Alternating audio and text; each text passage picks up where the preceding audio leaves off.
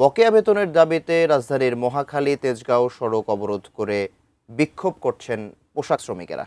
সেখানে আছেন সহকর্মী শেখর আজাদ। বিস্তারিত জানতে সরাসরি যুক্ত হচ্ছি তার সঙ্গে। শেখর, কি অবস্থা দেখতে পাচ্ছেন সেখানে? কোন কোন ফ্যাক্টরির আসলে শ্রমিকরা আছেন এবং সার্বিক নিরাপত্তা ব্যবস্থা সহ পুলিশের অবস্থান কেমন দেখতে পাচ্ছেন, শ্রমিকদের অবস্থান কেমন দেখতে পাচ্ছেন, সব মিলিয়ে বিস্তারিত জানাবেন।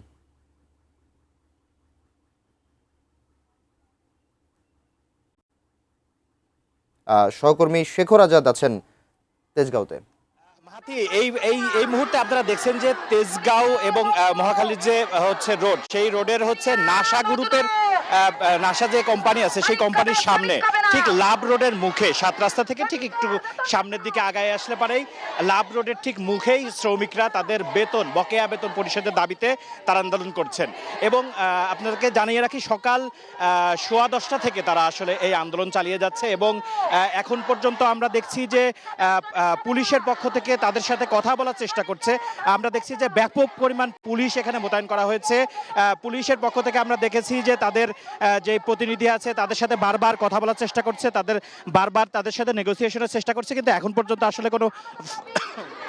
আসলে কোনো ফল আসেনি। এই ফলশ্রুতিতে যেটা হয়েছে যে আপনারা জানেন যে সকাল 10টা মানে আসলে একদম প্রাইম টাইম, অফিসে যাওয়ার টাইম।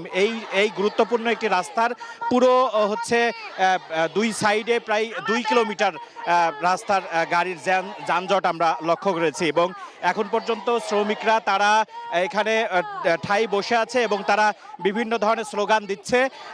তারা তাদের দাবি আদায় না হওয়া পর্যন্ত তারা হচ্ছে তাদের এই অবস্থান কর্মসূচি থেকে সরবে না এবং পুলিশ তাদের সাথে কথা বলছে। তারাও বলছে যে আমাদের দাবি পূরণ না হওয়া পর্যন্ত আমরা একজন এই শ্রমিক নেতার সাথে কথা বলবো। আমরা তার কাছে জানতে চাইবো কি দাবিতে আসলে আপনারা আন্দোলন করছেন, আপনারা কি দাবিতে, একটু এদিকে সরে আসেন, আপনারা আসলে কোন দাবিতে?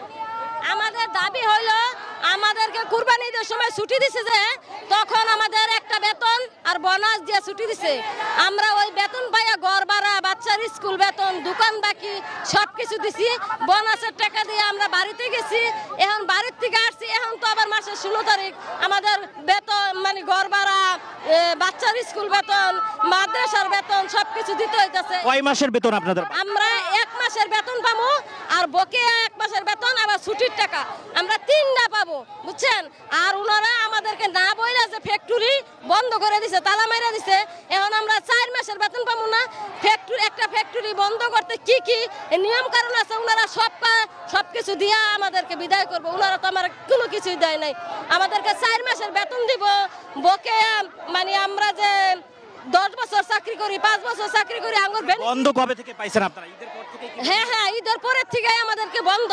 আমরা প্রতিদিনই আসি আমাদের হেড অফিসের সামনে। 4 তারিখে আসছি, বলছে কি তোমরা 8 তারিখে আইসো, তোমাদেরকে একটা সমাধান দিব। তখন 8 তারিখে আবার কলকারখানা অফিস আছে না, ওখানে গেছে আমাদের ইয়ারা।